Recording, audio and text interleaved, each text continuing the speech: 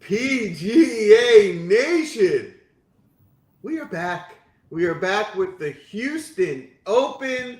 Now we're starting to feel like, I think the first few tournaments of the year, we were like, some guys had a few months off. Who is in current form?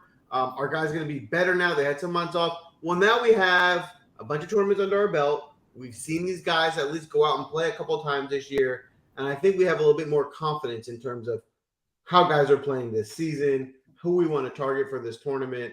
I think it's an exciting tournament to kind of dive into. It's certainly going to be an interesting course down in Houston, which the tournament's only been here for the last 2 years, so we have some history, but not a ton.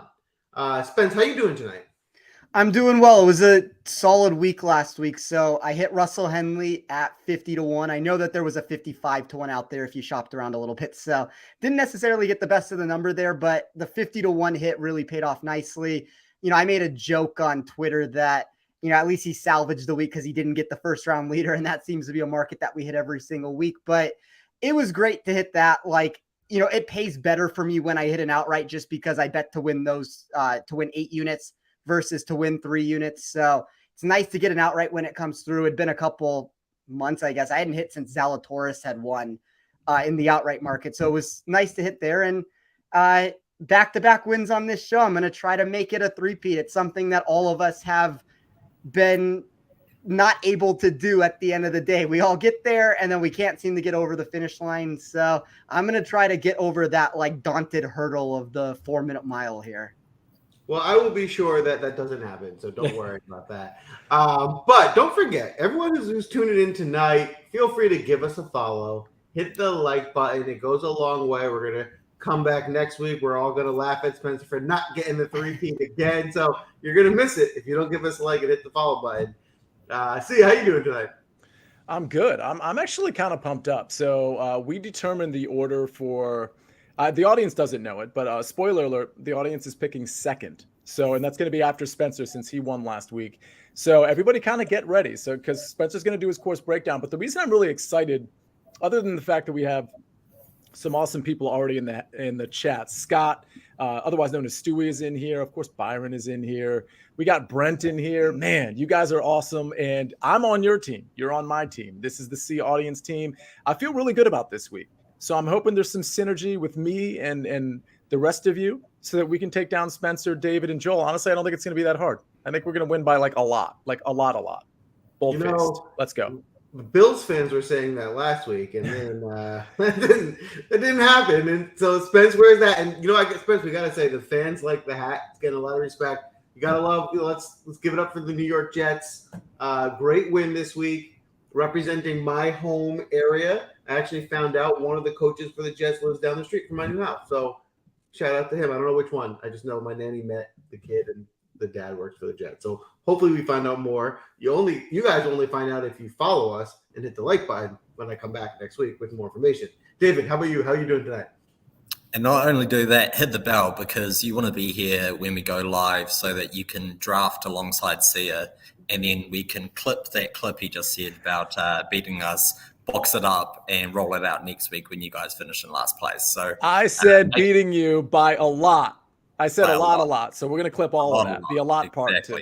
No, I recall. It's on record. So we'll roll that out next week when you guys are in 4th place. But no, it's awesome, mate. I'm excited. As you said, we're starting to see some stronger fields coming out here. So I'm pumped, ready to go. I love it. Before we get into the draft tonight, we are going to get from Spencer, as we always do, the best course breakdown in the industry. Spence, tell us what we're looking for in the course this week. So we have Memorial Park, 7,432 yards, par 70 Bermuda greens. It's measuring marginally over 7,400 yards, and it's widely regarded as one of the top municipal golf courses in the world, something that makes the 2019 renovation of the track that much more impressive since Tom Doak was able to remodel the layout and get it back up and running for the nearly 60,000 patrons that visit the grounds each year. Doak was accompanied on the project by former world number 1 and former PGA Tour player Brooks Koepka, and the purpose of the rebuild was to create a challenging tournament venue that could provide dramatic lead changes down the stretch. We see that with 6 holes yielding either a 21% bogey rate or 20% birdie or better percentage on the back 9. But the primary blueprint to one of Doak's designs will always be his distinctive green complexes. That remains front and center for the week because of the 9% increase in dispersion of scoring when it comes to strokes gained around the green. And players have mentioned how failing to get a putter in hand can present this ping pong nature of going back and forth on this unique contextual setup. The 23.4% output of pertinent scoring over the past 2 years in around the green importance is about as high as I've ever encountered for a non-Augusta national comp in the space. And it highlights this need for golfers that can provide an overall skill set to take advantage of the demanding layout. You have large specimen oak trees that are positioned to cause issues if you're wayward off the tee. And there are weird quirks throughout, including a clamshell landing area on the par 4 10th that will create problems if you go inside of it. Add that to the fact that there's a ravine that runs through a handful of holes, green complexes that produce a 3.8% reduction in GIR percentage, and fairways that are 3.1 yards narrower than average. And you get this diabolical test that will reward quality tee to green play, all while punishing any shot that's not adequately accounted for when it comes to the complex nature of the course. So I guess the condensed way to say that, if you're making a model, I would put extra emphasis on strokes gained around the green. I did that when I recalculated my tee to green output, but most of everything else that I used was extremely standard. You can take a look at my model if you want to see all the categories that I highlighted for the week, but I did notice a very big advantage if you do have a good short game. There you have it. I think that's one of the biggest ways to get an edge each week. Find out which types of golfers are going to be more favorable on the course they are playing this week. There's the breakdown, but we're going to dive into the draft right now. We'll be able to see how we each construct our lineups, who are the value plays, and who are we going to competing for drafting. As it always goes, Spence is going to get disappointed at some point for someone stealing his pick, because that happens on every show. So let's see who can be first and quick enough to steal Spence's pick. I will pull up the draft board now. And as you can see, the order tonight is going to go Spencer, Sia in the audience, David, and I will be picking 4th in the cleanup spot. As everyone knows who does tune in, if you're new, it is snake style, like you would be your fantasy football draft. Me in the 4th spot will go twice. It goes back to Spencer. On his 2nd and 3rd pick will be in a row. Without further ado, Spencer, you are on the clock. Well, I'll tell you this. You can't steal the number 1 pick from me. I'm going to be able to make this selection. And I guess one of the things about that in general is I build player pools that are very condensed. Like, there's only so many players that I actually want to play. So when one of those names gets pulled off the board, it's always really frustrating because there's particular routes that I want to go. I mean, it doesn't mean that I can't find a way to switch it, but I'm not building out tons of players into a player pool. I'm trying to keep it a little bit more condensed in a lot of these spots. And I mean, I think everybody has a inkling of where they think I'm going to go this week. There's a certain player that David has quoted to say is back at this point. I'm not going to do that. Going to throw a curveball, and I'm going to go with the player that probably is going to be the highest owned player on the board, and that is Scotty Scheffler at 11,500. So I think Scheffler is going to win.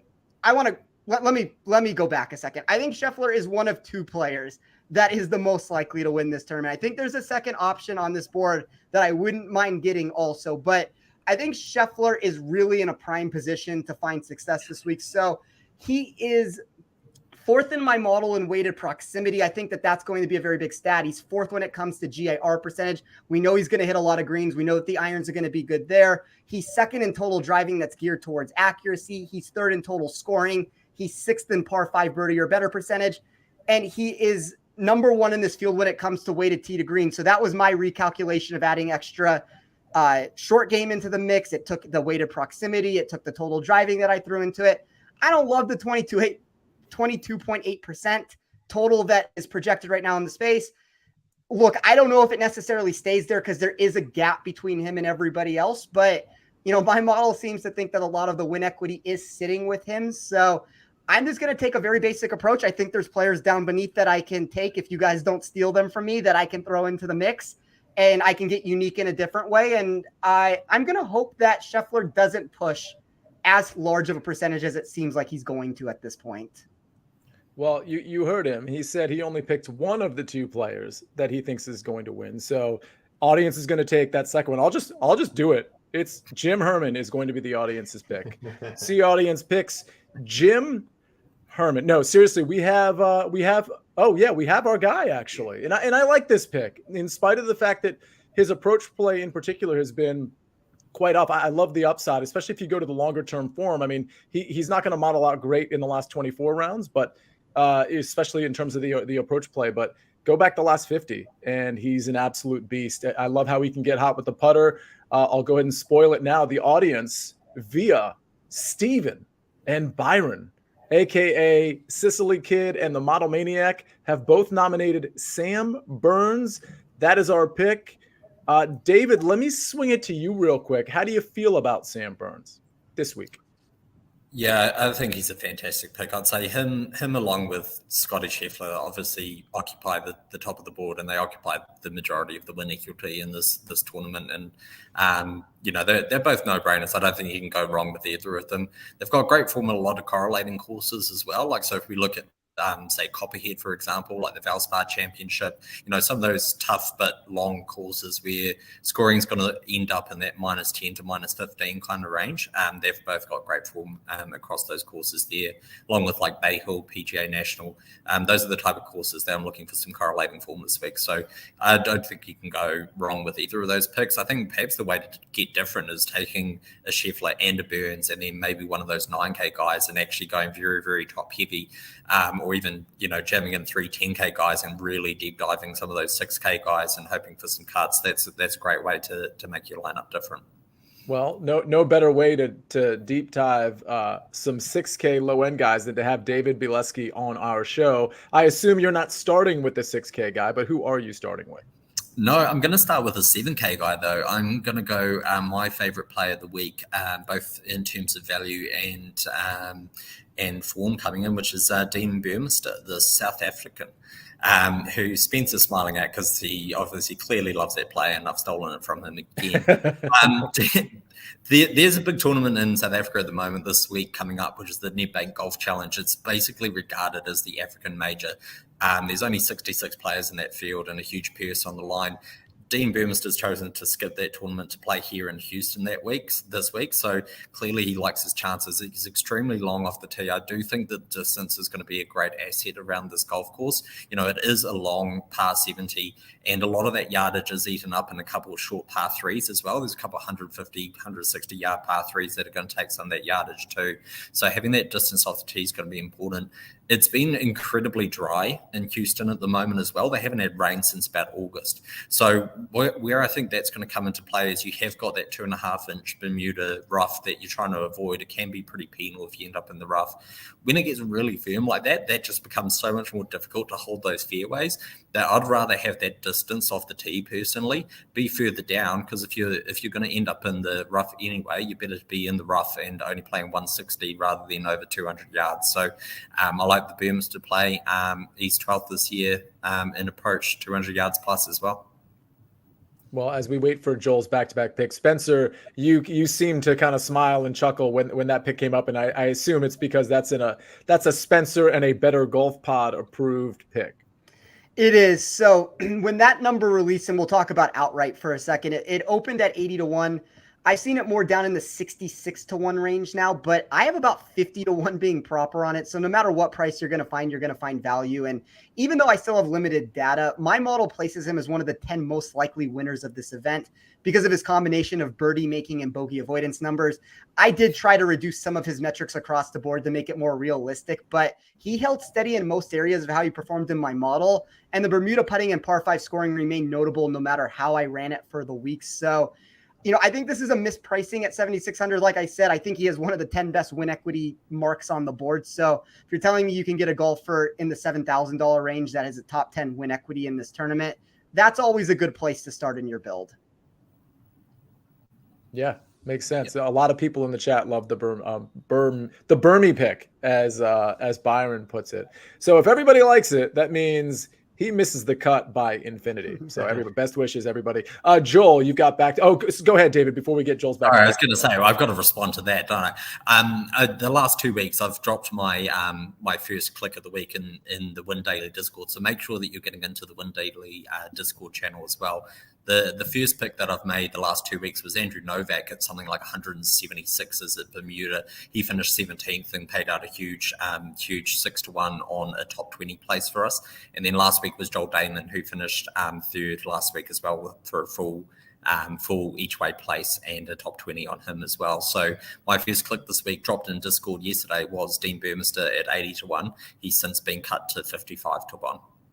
I happen to think, and this is no slight to anybody, not me, not Spencer, not Joel, not anybody in the golf, not Spilardi, who's watching with us, Sicily Kid, of course, who will have the ownership article. But David, it's kind of cool with you because you're kind of like, it feels like you're like around the clock because it's New Zealand time and all this stuff. And I also love your expertise at the European, like just the European players that we know, but maybe don't know quite as well as you do. I'm speaking for myself, of course, but with all of that said, I like the Win Daily subscription. I think it's still like $5.99 per week.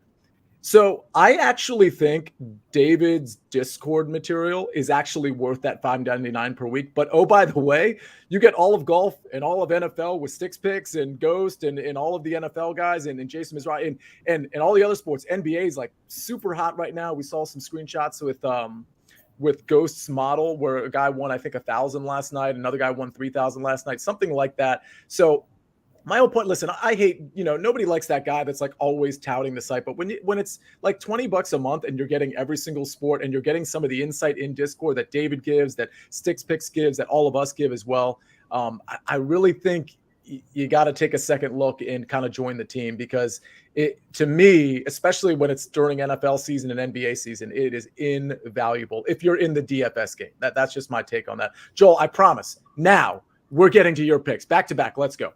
All right. I appreciate it. I needed the extra time. I was sweating that one out on where I was going to go. So I settled with my first pick, someone who I rarely go for, but I like the way he looks for this week on this course, and that is Mackenzie Hughes. This is a guy who's been red hot recently. He's in good form. His around the green game is as elite as it comes. So in a course where that is going to be put into priority, I think he is a very good course fit at under 8K. And I'm going to go ahead and pair him with Maverick McNeely. Another guy who I think has just been super consistent this season over his last 4 tournaments. He's gotten top 20s. I think this is the one where he can finally pop and get me that top 10 to 5, which I'll need for this price tag to pay off. But at 9,400, I'm still leaving myself a lot of balance in my lineup to round out my draft. All right. Back to back. Any thoughts there, Spencer, on Mackenzie Hughes or Maverick McNeely? Either of those two guys in your pool. Ooh, on mute. Sorry. You could have just lost your voice because you've been sick. I don't know. Either way. No, I have some concerns with Mackenzie Hughes. When I look at my model, his recent iron play could prove to be a problem when we look at his 90th place mark for weighted proximity and 110th place grade for GIR percentage. I know that the metrics at this course over a 2-year sample size look good. You have 2 top 30 finishes for him in the 2 years that we've had it, but the rollover predictability at this course is about as low in my model as we've seen. So, that's a player that I've taken on in the head-to-head market. It doesn't necessarily mean that he can't find success. Like when I look at him from a safety perspective, he's 19th in my model. He has negative trajectory when I look at upside for him. So, I guess like at the end of the day, he grades as a better cash game play than anything else. Like that would be my only thought with him. And then Maverick McNeely, I do like. He's a player that I have considered this week, and he's kind of flat leverage or positive leverage across the board in all ways that I ran it. All right. We're back to David. Burmy and then? So my next pick, I'm going to go a player towards the top of the board that I think is actually going to get a little bit missed in amongst. I think you guys are correct going Scheffler and Burns. I think that's probably the better play. But I do think that you're going to get some leverage on Tony Finau as a result of that. I think majority of people are going to be going to that Scheffler Burns kind of spot. If we see what Tony Finau's been doing over the past year, he's crossed that mark where there was always the T2 Tony or the top 5 Tony kind of remark thrown around the industry, and he really switched into that winning mentality towards the end of last year. I'm not too disturbed by the miscut last week. It was on the number, and he missed a bunch of. He had a few penalty shots out there as well, which can happen around Mayakoba. It is this incredibly penal course where if you stray a little bit offline, you can end up in a cave. You can end up in a jungle mangrove where you are going to have to take a drop and lose a couple of strokes. So missing the cut on the number doesn't hold too many concerns for me. What I do love is his long iron play. I love that he's got a great all-round game. He's got great correlating form on corresponding courses. I think he's got a ton of win equity. And as I said, I think he just gets missed a little bit this week compared to, say, a Burns or a Scheffler. All right. I love it. Time to start nominating, audience. Any thoughts? By the way, ownership wise, is Tony? See, when I first saw the pricing come out, I kind of thought it would be Scheffler and then Tony and then Burns, even though I know Tony's coming off a miscut. And that's mostly because I figured Sam Burns, just from the approach play standpoint, would just maybe take a slight hit. It sounds like I'm wrong. How are those three guys trending relative to each other? So I see Scheffler at 22.8%. I see Burns at 17%. I have Finau at 18.7% right now. I guess that goes a little bit against what David said, but if you could promise me that there is going to be a reduction in ownership for the reasons that Sia just mentioned, I do think that Finau is an intriguing leverage play if the ownership does happen to drop a little bit. All right. We have a few nominations in. I kind of like all of them. Oh, wait. Okay, I might back one of these. There's 4 names here, and I actually like all 4. And I'm kind of hoping somebody else, Brent with 2 picks here. I think I want to back one of Brent's picks. And since I'm part of Team Audience, I'm going to do it. I'm going to do Denny McCarthy. I'm looking for a hot putter. But I'm also looking for guys that, are striking it well too. And Denny's kind of doing everything right now.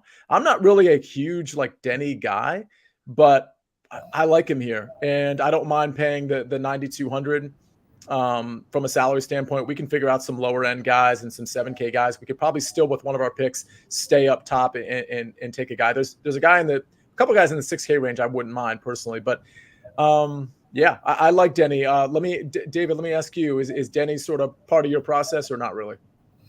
I don't think I'll be playing him this week. I don't think I'm going to get there. I definitely understand where you're coming from. I think the beginning of this week particularly, it doesn't look like it's going to be as windy as it has been in previous iterations of this tournament. And I think that's really where the putting comes in key around this course, is that, you're hitting these relatively large greens, about 7,000 square feet, but you are hitting a lot of approach shots over 200 yards on this course. And as a result, when it gets windy, you miss the greens, you need to get up and down, you need to make some putts. And that's where the putting really comes in for me. I think the fact it's looking a little bit calmer the first 2 days maybe just puts me off Denny a little bit and puts me more into that driving distance kind of aspect. But I understand the rationale behind the play.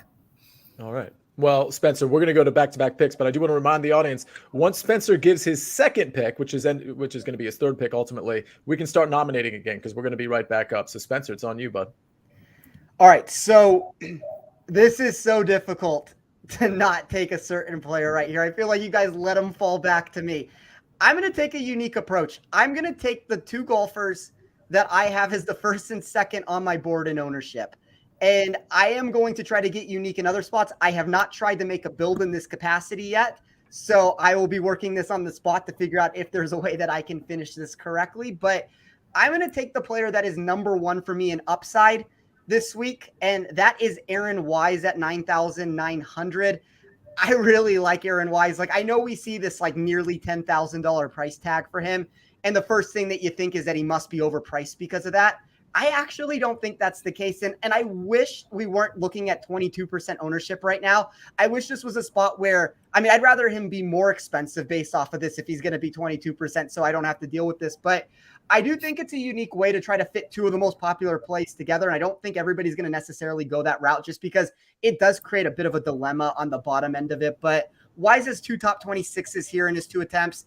We look at 2 top 15s for him over his last 2 finishes on tour. And pretty much across the board, no matter how I run it, he's 3rd in weighted tee to green. He's 4th in strokes gained total on wind. He's 3rd in strokes gained total over his last 24 rounds. all the par metrics, so whether that be par 3, par 4, or par 5, there's only 3 players in this field that rank inside the top 30 in each one of those categories, how I ran it. When I added a couple other things to the mix too with it. Scheffler was one of them. Wise was the other one. So I'm going to take Aaron Wise and kind of make a unique build in that sense, even though it's very popular up top. And I am going to pair it with a golfer that is about as volatile as I can find. I see about 5% on him right now. The only player that has more volatility, that is 150 to 1 on the board than him, would be Gary Woodland. So this is the second most volatile golfer that I have, but I'm going to go with Keith Mitchell at 8,100. I really don't know what that means from a roster standpoint at this point, because I haven't actually done the math on it. I'm down in the $6,000 range for the rest of this, but he's 7th for me when I ran this for upside. So it's kind of the same thing as Burmeister that I'm talking about, where there's top 10 win equity in this play for me, even though this wager or this play definitely is going to have more volatility than the Burmeister play does. But number 1 in total driving, the weighted proximity is always going to leave something to be desired for him, but 30 spots better at this particular course over a standard track on tour. And if you're telling me that I can go Wise and Scheffler and kind of shoot for the upsides with Mitchell, who we know is a really good Bermuda player in general, I think I have 3 really strong players, and now it's just about trying to figure out how do I finish this at the bottom of the board. So, Joel, I want to ask you about Keith Mitchell, because he was, at first glance, I was like, I love Keith Mitchell this week. And then I looked a little deeper, which I understand Spencer did too. And like the around the green game and the approach game are just like pretty bad. There's a few guys that I really like that I'm not going to disclose yet that I really like for like showdown or maybe first round leader rather than the entire tournament. For me, Keith Mitchell fits there, but I do agree on the upside. I'm wondering, Joel, is Keith Mitchell in your player pool? He was not. I think I was just turned off by that more immediate form, which was just like some pretty poor iron play. But you don't have to look that far back. I mean, just in June, he was, if this tournament was 4 months ago, he might be in the 9K range. So, obviously the volatility is there, but I agree with the upside. I think it's an interesting GPP play, but I think I also recognize it could really hurt you too. It can get very ugly. If this was like 10 or 12%, I would have a completely different mindset. But the fact that we're looking at 5%, like for me, at least I am willing to take a chance on that and realize, look, I've gone square and square at the top 2 on the top 2 picks that I've made. Like I have to figure out real win equity where I can get different someplace else. And I don't know if there's a player that I can find that I find as much equity to win this tournament as Keith Mitchell from like that price and down. Like maybe there's like Burmeister would be one of them, but that's not an option that I have at my disposal right now. Fair enough. I really like Keith Mitchell as a differential play. I have him ranked as the 11th most likely to win this tournament. So I have him pretty high up my rankings as well. I'm quite happy to kind of discount last week at Mayako because he just really hasn't played well at that course before. So, I mean, he missed the cut last week, but his previous form there was 56th, 70th, missed cut, 65th, 68th. So he's never actually really played well there kind of ever. However, at the Honda Classic, for example, which I think is a good comp course here, he's won that. He's finished 9th. At Bay Hill, he's finished 5th. He's finished 6th there. So he's got a couple top 10s there as well. So I think if you can kind of strike a line through last week, you're just going to get a player there who's quite different to someone that a lot of other people are going to be drafting. I think actually a lot of people are just going to skip the 8K range altogether. So if you can get in there and get one of those guys, I think it's a great differential. Okay, well, the audience has been prompt. I'm so happy they picked Davis Thompson. So this is one of those plays that I like so much that I'm certain he's going to be like 7 over of Thursday afternoon. With that said, I mean, I like this is a guy I was going to nominate too. So David Byer, Stewie, they're both on Thompson. I absolutely second and third that. I mean, listen, I'm going for upside, right? I'm going for a guy that seems to be trending in a direction that we could be looking like 4 months or 6 months from now. This is a guy that's 8,200, 8,300 in a similar field. He's made 3 cuts in a row since coming over from the Korn Ferry Tour. And even on the Korn Ferry Tour, he was winning tournaments as well. And he was top 5ing here and there. He was outright winning, T6ing, you name it. And 2 of the 3 that he's made on the PGA Tour cuts have been top 12 finishes or top 12 or better. So he's not a super long hitter. He is a long hitter. He grades out well with the long iron play specifically. I just think he's on a trajectory that at 7,300 he seems like a true bargain with upside. Yeah, I bet him at plus 150 to come top 40, so it's kind of hard to argue against any of that. And that was a number grab at the end of the day. Like, we have limited sample size. That always worries me somewhat, but I mean, I think that the play makes a lot of sense at 7,300. Like, the metrics are better than the price tag is. Right. Exactly. And it's a small sample size, don't get me wrong, but Yeah. It's not like we can. I don't completely dismiss the Corn Ferry Tour. Now, there's some miscuts there too, but like the upside seems to be there both on the PGA Tour and the Corn Ferry Tour. So we can move on. David, it's on you. Just quickly on Davis Thompson, I think it's really interesting as well the tournaments he's chosen to play too. So often we see these guys coming up from the Corn Ferry and then they start playing like the Bermuda Championship and the Mexico Open and the Mayakoba, and they're entering these kind of like alternative weaker field events just to try and keep their card.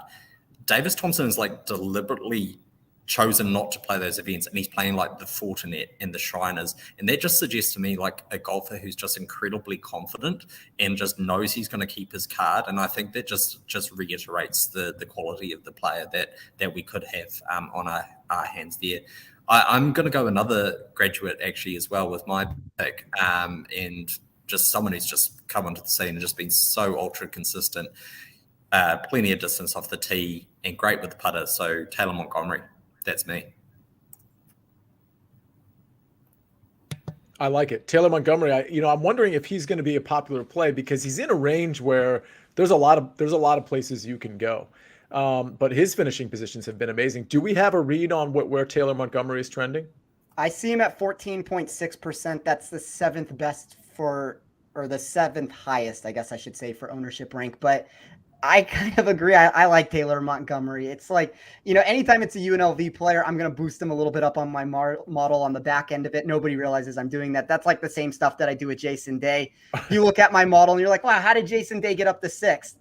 Well, I built in a bunch of stuff on the back end that nobody realizes I'm doing with it. But I think this is a good setup for Taylor Montgomery. Anytime that you have one of these courses, first of all, UNLV, we know that there's wind in Vegas. Houston, there's going to probably be some wind in this tournament. That's going to at least be a corollary that we can look at, that he shouldn't have a problem there. And he's fifth in my model from an overall rank sense, third for safety. So I don't have a problem with that even at the 15% mark. I think the thing with Taylor Montgomery as well is if you covered up the name Taylor Montgomery and you saw that there was a golfer coming in here with 5 consecutive top 20 finishes coming off 10th last week, if you put a different name on there, if you put Aaron Wise or Sam Burns, like we'd all be all over it and the guy would be, the top of the 10K kind of range. It's just because his name's Taylor Montgomery and he's new to the scene that we're kind of, not really raising those expectations on him. I think that's a good point. Yeah, very true. Very true. Joel, it's on you. You got back-to-back picks. Delbert McFly is in the chat. He says Montgomery is a great pick. Delbert, I say to you, hit the like button. And also, is that a Back to the Future reference? The Delbert McFly. McFly sounds like a Back to the Future reference. I don't get the Delbert part. Anyway, Joel, it's on you. Back to back. All right. I am, and I was trying to be strategic, but looking at the scene in the audience, they could come and sneak up on me. So I'm going to take them now. I'm going to go ahead and take Jason Day. I know Spencer at least is one supporter of this pick for sure. But listen, he's been all around.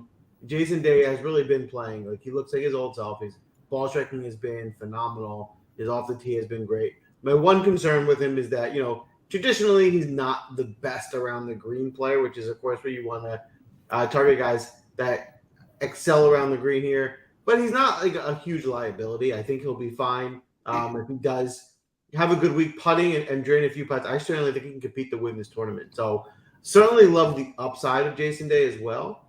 I'm going to go ahead and pair Jason Day with Patrick Rogers. Again, Patrick Rogers is not a guy I normally like to go. I am finding it a challenge for me personally this week in terms of finding my value plays to round out. Patrick Rogers has been consistent as of late. In his last 3 tournaments, he's got 27th, 3rd, and 16th. He's been gaining a lot of strokes. His around the green game is a plus. His off the tee is really strong. He's another one that I think if he can find a hot putter, I think he can get us a top 10. Yeah, I had Patrick Rodgers on my list as well. 4 straight inside the top 30. That's, if you didn't already mention that the game seems to be trending, and we don't have, if I recall, I'm not looking at it right now, but the last few tournaments he's played, we actually don't have the shot link data for it, but we have the great finishing positions, which leads me to believe that he's really trending in the right direction, but the model's not going to necessarily reflect that. I think Patrick Rodgers is a super smart play personally. I'm disappointed that Jason Day made it 12 picks into this draft before somebody took him. I can't believe you didn't take him. That's like that. He could have been the number 1 pick on the board very easily. I like him this week. So first of all, I had to change some of the weights in my model. And I make the joke that I'm like changing things on the back end. I actually did change things on the back end with Jason Day this time around. And I want to preface that by saying when I ran the 2-year model that I had for him, the weighted proximity is going to look really bad. I don't think that that's a true encapsulation of what he is as a golfer at this point of his career. I think he's improving. I think the strokes gain approach is back. So I gave him his recent metrics from this year. That jumped him from 93rd in expected proximity to 21st. That was good enough to make him one of 3 golfers to grade inside the top 30 in every category that I attached to weight this week. The other 2 were Scheffler and Weiss. So you can say that the high-end metrics are there for him. And, around the green, he ranks inside the top 25 for me. But historically, the best version of Jason Day is one of the best short game players that there's ever been before. I'm not saying he's necessarily gotten back to that, and I don't think he has. But if you're telling me that the total driving looks really good, the weighted proximity is now improved in my model, and if the short game can just return to any semblance of what we used to have from him, that's how he's going to win one of these tournaments. And, is it this week? I don't know. I have an outright bet on him, so I'm hoping so. But yeah, I'm kind of surprised he made it to 12th overall in this draft because, there's a lot of ways where if Aaron Wise would have been off the board, he would have been my second pick in this draft. My only ask is that just be careful when you keep saying Jason Day is back, because every time you say that, I think he's going to do something and hurt his back. And it makes me cringe every time because I'm scared and he's fragile. But right now it looks okay. And for those of you that are listening, Spencer just gave you some insight as to his outright card. We are going to do that at the end of the show for those of you that aren't regular watchers. Anyway, David, it is on you. Yeah, I'm gonna keep banging the top of the board because, as per usual, I've got some guys further down the board where I think it get a bit different. So I'm gonna go for the other Taylor Pendrith variety this time. I think he's got incredible upside. I love his the strokes gained off the tee that we're going to get from Taylor Pendrith, because not only is he incredibly long, but he's incredibly accurate as well. Obviously last year with TPC Sawgrass, where he actually cracked a couple of his ribs because of his incredible ball speed off the tee. He still managed to finish 13th, came back, and then just went on an incredibly hot run of 13th or better for 5 or 6 consecutive tournaments. He's kind of eased into the beginning of this new season. He's only played a couple of tournaments over the last few months. So I kind of like that he's taken a bit of rest. And I think if you were just looking at that very short-term form, his last tournament was the Shriners. It was over a month ago. There's every chance he's been out on the range and he's getting his iron play back as well, because that looks like it's trending in the right direction. So any player this week that can drive it long and straight off the tee and hit their long irons well. I know Pendrith can spike with putter. So I like that golfer profile I'm getting from him. Yeah, I like Pendrith a lot. I think he can win this tournament for sure. Me too. All right, see audience. Who do we got? We got a lot of nominations coming in. No, doesn't appear to be any seconds yet. There's a couple of these names that I like, but I'm going to see if the audience wants to second somebody first. Brent, Delbert, Stewie, David, you all have nominations, but nobody seems to like anybody else's pick. I'll give you another 4 or 5 seconds before I go ahead and take one of these guys. Okay, so I'll second Gordo. Okay, that's good. I don't know what IDON is, but we have Will Gordon at 7,700. I like the, it's funny because you guys know I wasn't on the show last week and I didn't do much by way of tournaments. First of all, the tournament selection is just god awful on DraftKings. So we are owed an apology on that one. With that said, I've been playing Gordon for like 3 or 4 weeks in a row, and I didn't play him last week for some reason. I'm not 100% sure why. So I'm happy to go back to him this week. Joel, any thoughts on Will Gordon this week? Is he somebody in your player pool? And honestly, I kind of want to open it up just real quick to maybe yes or no, Spencer and David, because this is a guy I'm really curious about this week if you guys are on him. But Joel, let's start with you. He's in my player pool. I think he's interesting. He's not super high in my player pool. I think I would prefer him more safety, like in a small tournament or a cash game, than I would in a big GPP. Gotcha. And David, real quick, yes or no on Will Gordon? Definitely. Awesome. Spencer? I'll give a very similar answer that Joel gave. I like him. I would probably prefer him for cash games over anything else. You know where I'd prefer him is at the end of the show on either the outright or first round leader card. Stay tuned. All right. Spencer, we got back-to-back picks, and then it's back to the audience for the 5th selection. I have been scrolling through this board, and I mean, I'm happy to hear that David has some names that he likes in the $6,000 section. He probably should have sent me some of them because I don't have a ton of players that I actually want to play here. Like, I'm scrolling through every single name, and I'm finding a reason for why I don't want them in my player pool whatsoever, but I have to play somebody at this point, and I am going to start with a UNLV golfer. I'm going to take Charlie Hoffman at 6,800. So we know the win play with Hoffman for all the reasons that I keep mentioning about all these UNLV players, but 29th in this tournament in 2020, he has back-to-back top 42 finishes over his past 2 starts on tour. That at least makes me believe that he has turned something around recently. And a lot of the metrics that I run are very well suited for this course. So when I look at weighted tee to green, that is my takeaway of this course versus a standard track. He's 43rd compared to 82nd. The Bermuda putting has him see, what is that, a 41 spot increase over his baseline putting total that I have. That's one of the reasons why he's 20th in strokes gained total on Bermuda. And he is 7th in strokes gained total over 7,400 yard courses. Anytime I think about Texas, Charlie Hoffman seems to pop up here. So when I don't have a ton of what I actually want to take at this point, I'm going to take a golfer like Hoffman that I think does have some upside here. I like it. Charlie Hoffman was definitely, of the guys in the 6K range, I have like 5 or 6 that I think I'd be willing to play. Not necessarily that I am playing. We'll see. Charlie Hoffman was definitely one of those guys. So I'm happy with that one. Who's next up? Now it gets gross after this. Like, it's a lot of guys with a ton of miscut equity. I've taken a bunch of volatility in my model so far.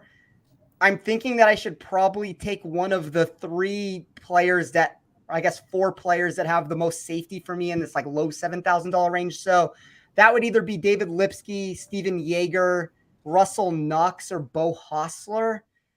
I love one of those guys personally. We'll see if you pick him. I probably won't. I will take Steven Yeager at That's the one.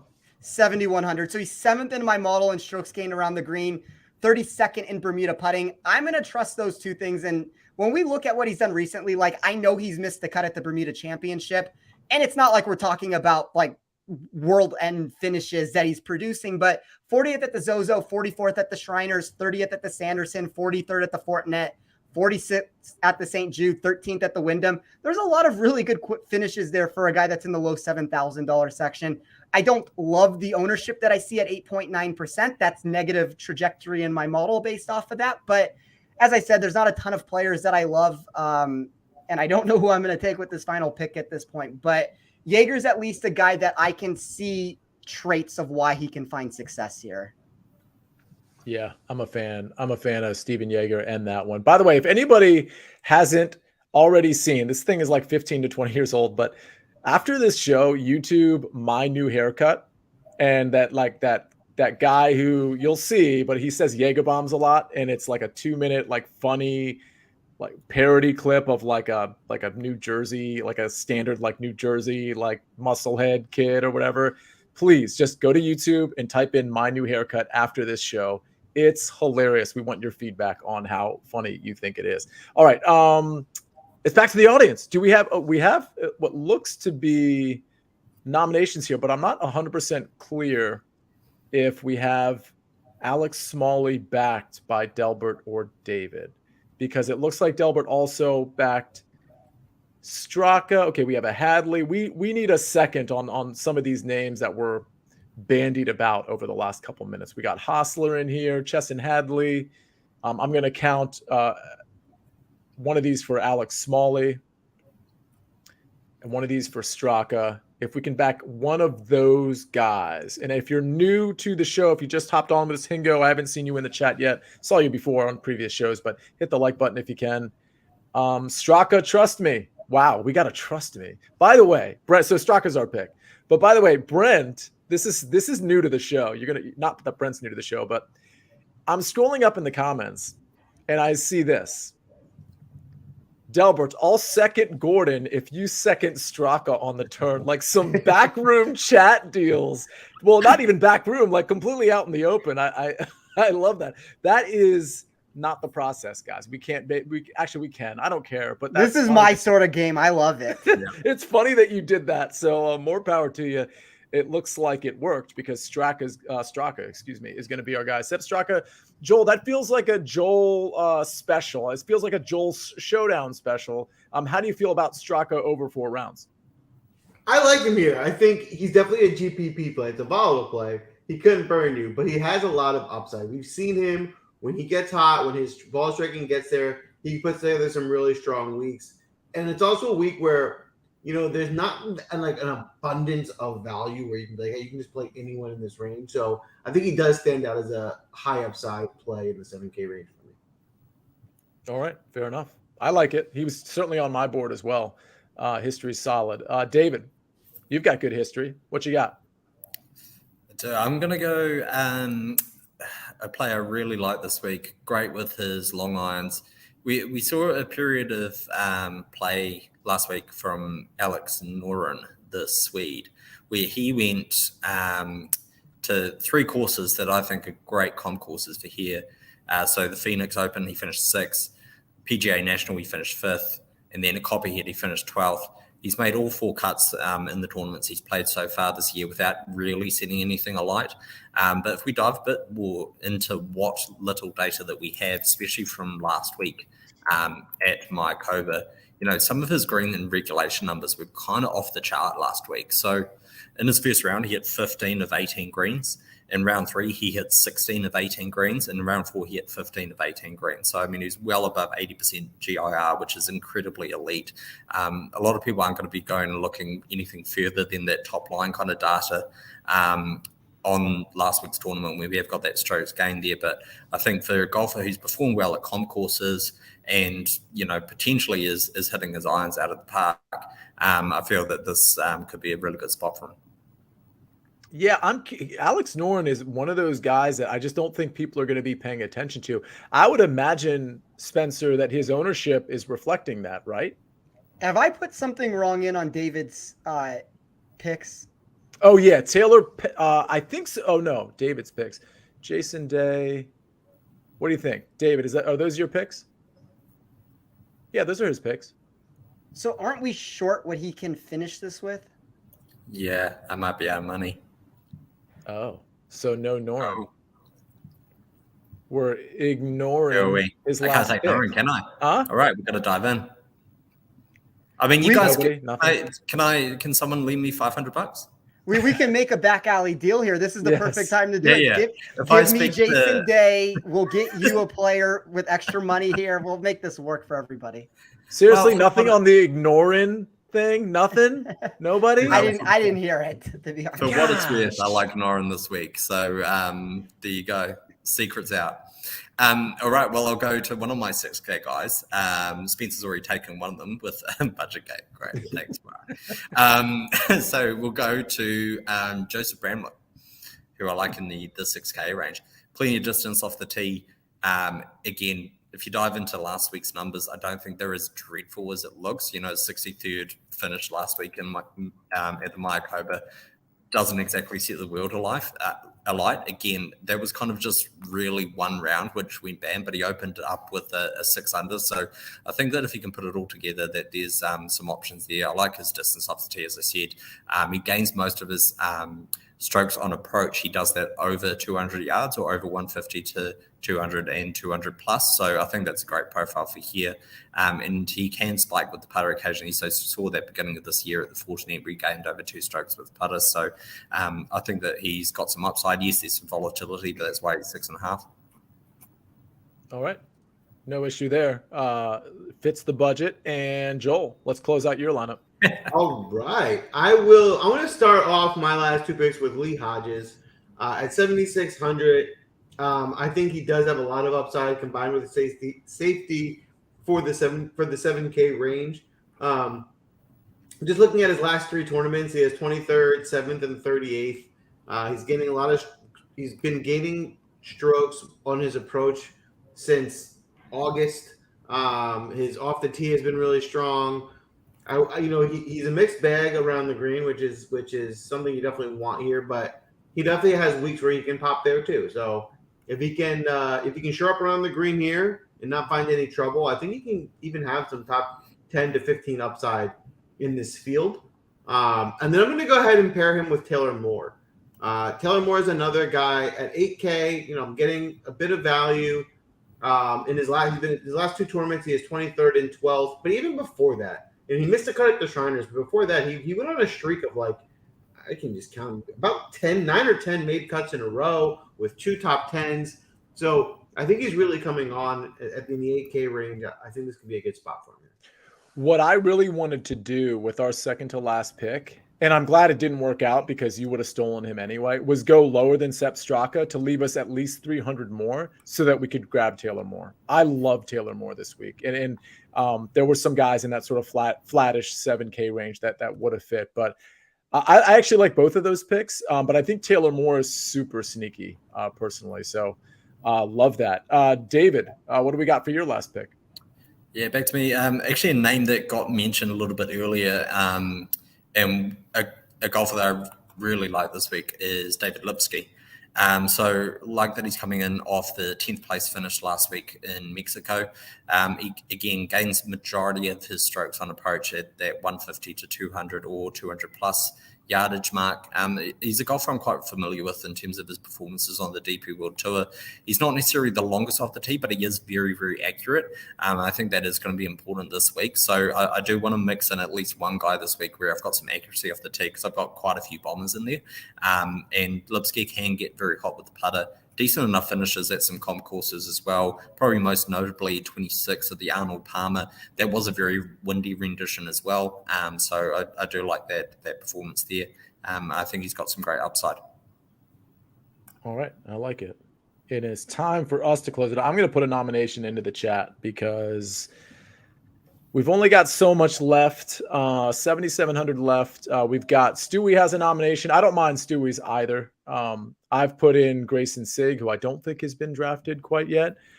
So let's try to get a second. Oh, Brent has signed off on Sigg. So let's do Grayson Sigg at, I believe, also 7,400, 7,500. Grayson Sigg's been just pretty good as of late. He rates out pretty well too. Around the green. I'm trying to see why he rated out so well. But I think he's out of the tournament. Oh, did he withdraw? I Not only believe have we so. got budget, we've got budget gate, we've got WD gate now. Oh wow. Okay, Lee Hodges got drafted, didn't he? Yeah. Byron, Lee Hodges just got drafted by Joel. All right, so I'll nominate. Has Aaron Rye been drafted? We can afford him, right? No. Yeah. Yeah, Sig withdrew. We have Long or Smalley. I don't love Smalley's short game. Ain't great. I'm okay with Long or Rye. Let's do Long. Oh, we have Long. David and Stewie have both said Long. Okay, so Adam Long is going to be our pick. I have no idea how much he is. 7,400. All right, so we leave a little bit on the table. I like Adam Long. Spencer, let me go to you. Any thoughts on Adam Long? I mean, I don't know if he's the first player I'm rushing to just because of the ownership, but back-to-back 11th place finishes at this course. He's certainly not somebody that I'm taking out of my player pool for that reason. Yeah. Another player that I'll just throw out there that I think this could be a good bounce back spot for that everybody wanted to play last week. Didn't really love the course setup for him. And I think we have a much better setup this week would be Robbie Shelton at 7,300. The around the green game is what was That's his strength. Like that and par 5 scoring are the two things that are always going to rule the day for him. And when you got some of that reduced last week for him, I think it hurt him. I think that's one of the reasons why he missed the cuts. So, if I could rebuild this, I could probably find a way to put Robbie Shelton into my lineup, and maybe that would create a better lineup than I did. But I just wanted to throw that name out there. Well, I will be throwing him out there in a couple minutes for the record. So, okay. So Spencer, we got one more pick and then we're going to get to our outrights in our first round leaders. This is so gross at the bottom of the board. So I scrolled through pretty much every single player. I was trying to figure out a reason of like, at least from an upside perspective of why I would want to play any of these guys. And I came up with one guy. I like him on Bermuda. I like him in wind. This is probably where I am my own worst enemy because of the UNLV narrative. As I said, I'm baking everything in from the back end there, but I'm going to take Harry Hall at 6,400. I don't know how much I trust this. There's a lot of volatility that's going to come into play, but he's 50 spots better in my model strokes gained tee to green over his past 24 rounds versus his baseline. And when we look at him on strokes gained putting, he's second. He's 15th on Bermuda. The wind play is going to look good for all the reasons that I mentioned. And the par 5 scoring is something that popped in my model. So I think there's a lot of miscut potential that's going to come into play on this wager. I don't know if this is like the best natural fit to pair along with some of the guys that I have with like a Mitchell and a Hoffman, even a Steven Yeager with that. But there's a lot of upside to this lineup. And if I can get Scheffler and Wise correct, and I can get some of this to come down beneath, at least in the right spots, this is the kind of weird, funky lineup that can make a run at it. It's also the lineup that could get 3 of 6 through the cut and it comes in last place. But that's what I shoot for on this show. I'm trying to find as much upside as I can. And Hall is the golfer. I mean, I guess technically John Huh would be the golfer that has the most upside for me, but I don't know if I want to go back there a second time. I feel like I flirted with danger there last week. I got away with it, and I'm going to try to pivot and go somewhere else this time. All right. I like it. I like how that ended up for you, actually. I thought you were going to go somewhere like Michael Gligic, who ended up rating out quite well for me for whatever reason. I'm not looking at it right now, but Harry Hall, he's flashed for sure. So, fellas, Joel, is it time for us to get to the outright card? It is. Don't forget to give us a follow, hit the like button. We're going to come back on Twitter, post the lineups, let us know who you think is going to win, which lineup you like the most. We're going to report back and crown a champion next week, as we always do. But before we let you out of here, let's give you our outrights and first round leaders for this week. We'll start with you, Spencer. Who are you looking at in the outright market? So a lot of these numbers I'm going to mention have moved. I just want to throw that out there. I'll at least try to mention the best price in the space that I can find right now, because I would still play all of these prices at those numbers. But I took Jason Day at 33-1. That is now down to 28-1. I had that more in the 26-1 range. Taylor Pendrith, 60-1. I see 50-1 out there. 45-1 was my proper price for him. Keith Mitchell, 70-1. That's going to be about 60-1 if you shop around. 45-1 was my proper going right there. Dean Burmeister, I talked a lot about this week. That's 80-1. I see 66-1s out there, even 65-1s if you can't necessarily find that. But really good price. That's more in the 50-1 range. And then Sebastian Munoz, 80-1. Unfortunately, I had a proper price on him being 70-1, and 70-1 is the best price I can find in the space.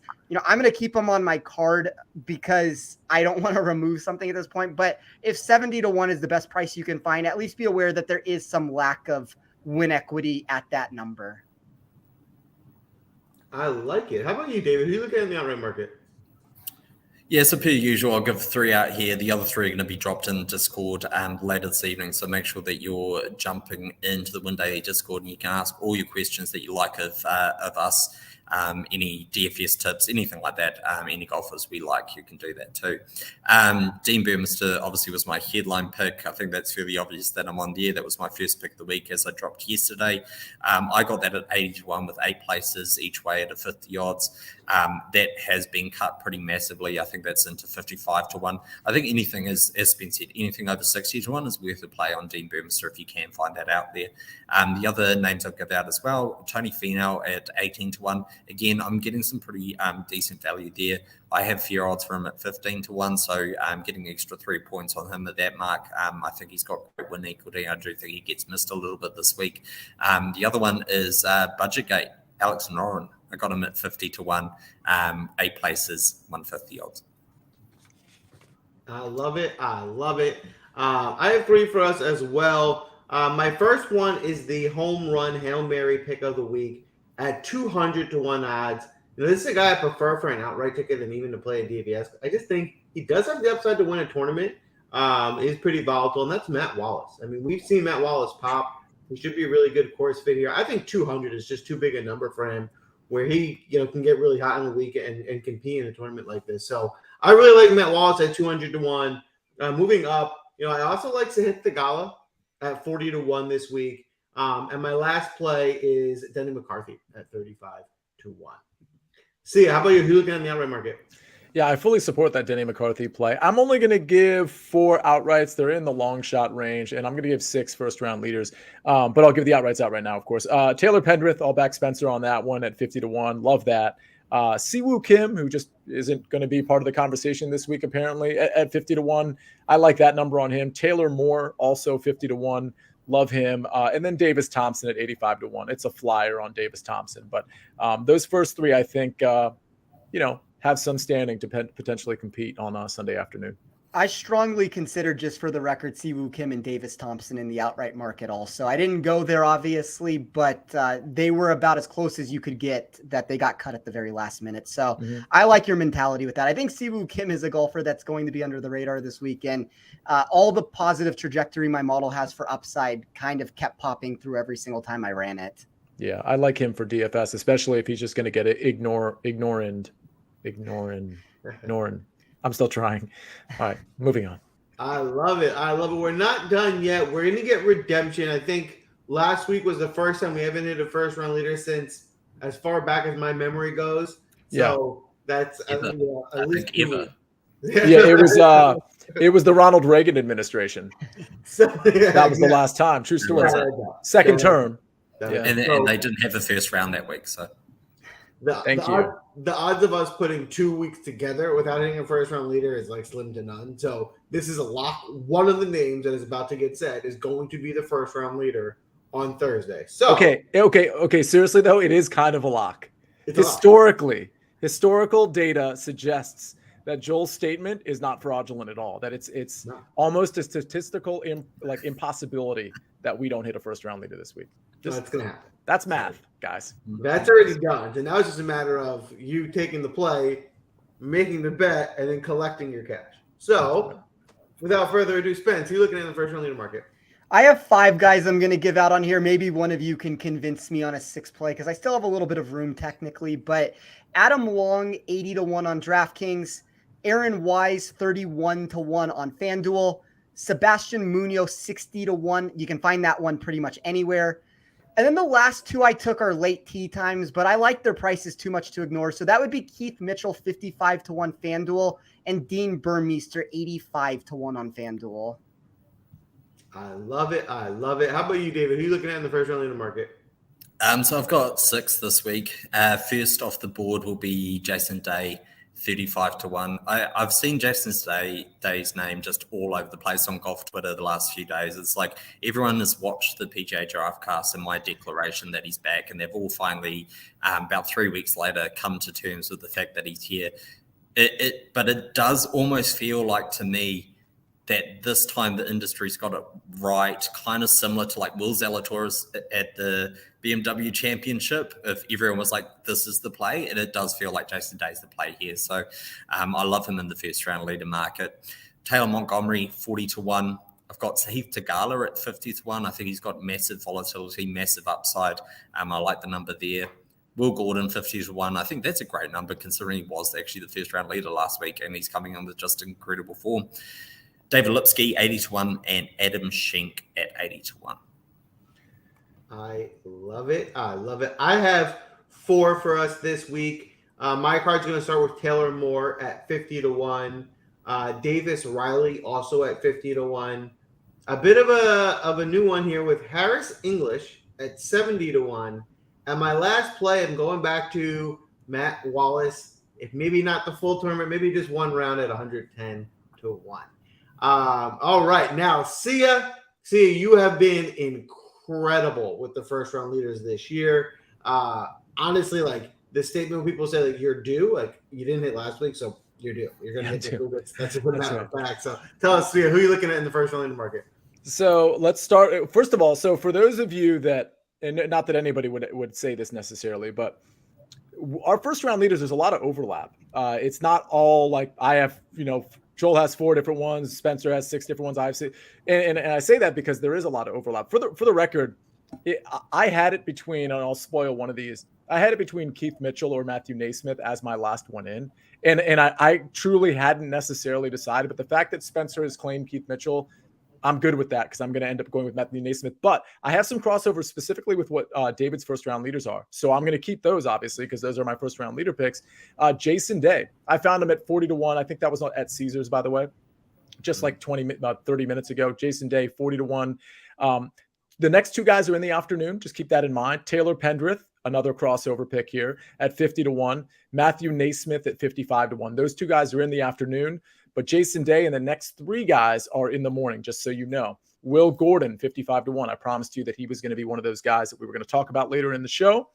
Robbie Shelton, another guy I promised you would be brought up at 90 to 1.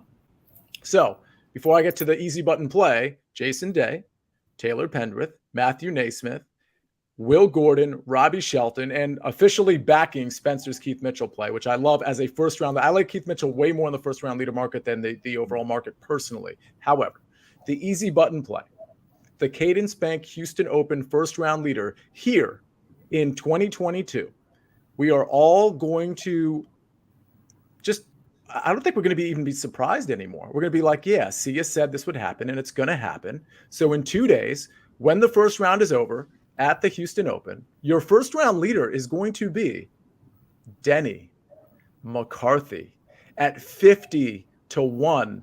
You put $1 on it, you get 50 back. You put $2 on it, you get 100 back. You put your entire bank account on it, you get 50 times that amount back. And that's clearly what we're recommending. First round leader, Denny McCarthy, put everything you own on this first round leader play. It is an absolute lock. So, like, if you go to the casino and you play roulette and you put all your money on one number and that hits, that's like 30 to 1. Yeah, 35. So this is more than that. More. Yeah, that's what I'm trying to do to help everybody out, because obviously the strategy in roulette is to put all your money, your entire bank account, on one number because it's 35 to 1. Why wouldn't you do that? You're getting 35 times your money. So I just kind of wanted to extend it a little bit more and get us to 50 to 1 as the easy button play. So it is in fact Denny McCarthy. You're welcome, everybody. So it's that easy. Just very quickly on that, and obviously I'm not listening, and it went in one ear, out the other. We can pretend like that didn't happen because Denny McCarthy is going to be the first round leader. You just made that very clear to everybody that's out there. So bet Denny McCarthy, but I am also going to add Davis Riley at 50 to 1. Joel convinced me of that when he said that. So that's going to be my last play. But just know Denny McCarthy is going to be the first round leader. And, maybe Riley ties him. That'll be great if that happens. See, that's what I was going to say. Yeah. So what Spencer's really recommending is just throwing in another guy, because let's be honest, like the money might come out the same if you take both. But how cool would it be if you get to promote 2 tickets on Twitter rather than just one? You got both. Special. And honestly, we're taking it easy on Sia. There was a time this year where the expectation that Sia would give us 2 first-round leaders that would hit each week, because if there's a tie, he would obviously hit both of them. That's right. Right now, we're being easy. We're going to let him get a win. And just he only had to get 1. But, really, we expect him to get 2. So Davis Riley could be that second option. Absolutely. Yeah. That's a wrap for tonight. Don't forget, we're going to be dropping these lineups on Twitter. Post, let us know which lineup you think is going to win. We're going to track back and crown the winner next week. Good luck, everyone. Sia, what am I forgetting? We forgot to give the casual disclaimer that we're just kidding. Don't put your entire bank account on it. Just like most of it. Save money for like food, at least for like 3 days, because you never know. Like they might not pay you out right away. With that said, the only thing was, David, what's the thing we forgot? Gary Woodland. Gary Woodland. Joel, what's the thing we forgot? Sports. Wrong. Spencer, what's the thing we forgot? Jason Day is back. The time is coming that he wins this golf tournament. Yeah. That's actually correct. That's the correct answer. And